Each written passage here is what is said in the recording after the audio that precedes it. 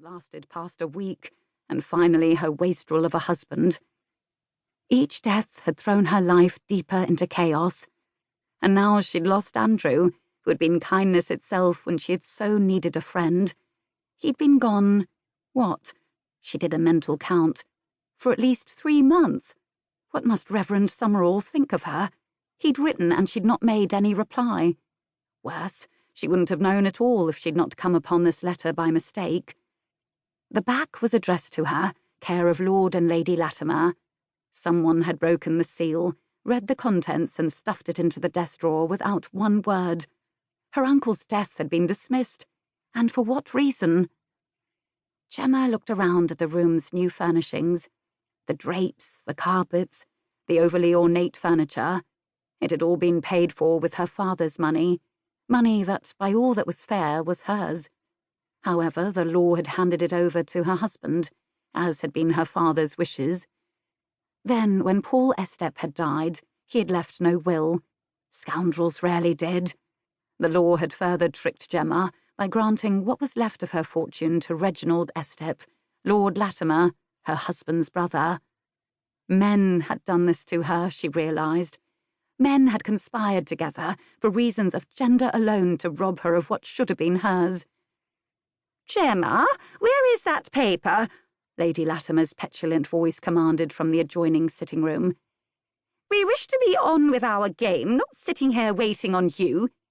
"Maybe she is tippling," another female voice said. "You know how the Northerners are." Her silly remark was met with giggly agreement because they'd all been growing rosy-cheeked off the butler's special punch. Gemma tightened her hand into a fist around the letter. Their husbands would never disgrace them by duelling over another man's wife. Their husbands were alive, so they had a place in society. Their husbands saw to their bills. Those women believed they were superior to Gemma in every way because she'd made the error of falling for Captain Paul Estep's handsome face and believing his lies, including the vow that he would honour and cherish her. Barstow the butler appeared in the hallway door opposite the sitting room. "Lady Latimer is waiting," he prodded. "You need go to her now." None of the senior servants hesitated in giving Gemma an order. They realised she had no power. She wasn't a servant, and yet, as an in-law, she wasn't quite considered family either. She was an unwanted burden. Pride stirred in her. Her father had been a very wealthy merchant. She had brought a substantial dowry to her marriage. If Lord Latimer would give her even a widow's portion of what he'd inherited, she could leave.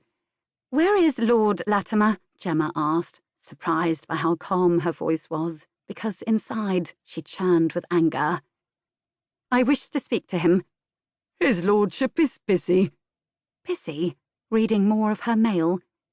"He will see me now." Grief had beaten her down for too long. She needed to act. She walked to the door, ignoring the calls coming from the adjacent sitting room. The heavy-set butler blocked her passage with his body. "What is the matter with you? I said his lordship is busy. Lady Latimer bid you to bring her a scrap of paper, and you shall do so now. In fact, this is nonsense. Give me what you have in your hand, and I will deliver it." Gemma wasn't about to let go of the letter. She backed away from him, holding up her free hand to ward him off, and then moved toward the sitting room. Seeing she was going where he wished, Barstow straightened his clothes and retreated, all the better for her.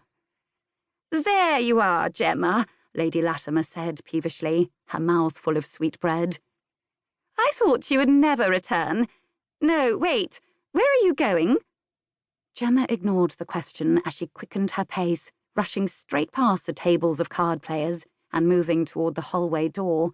She was out into the hall before Barstow, who trailed behind her, apparently to ensure she did as he wished, realised he'd been tricked. "Stop her!" he shouted to no one in particular, since at this time of day the sole footman in the house would be in the kitchen, flirting with the new scullery maid. And the ladies were not going to move fast, not with all that punch in them.